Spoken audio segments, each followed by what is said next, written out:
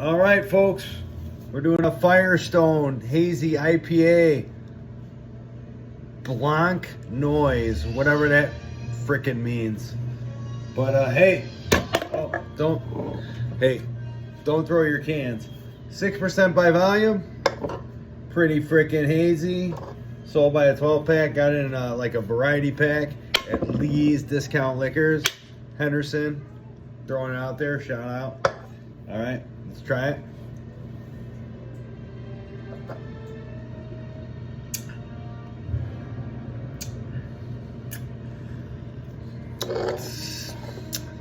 It's not very sweet, so it's good for a hazy, but kind of dry on the end. Bitter. Citrusy. I mean, if you're looking to catch a buzz, it's pretty good stuff. So, Blanc noise. I'm going to go a scale from 1 to 10.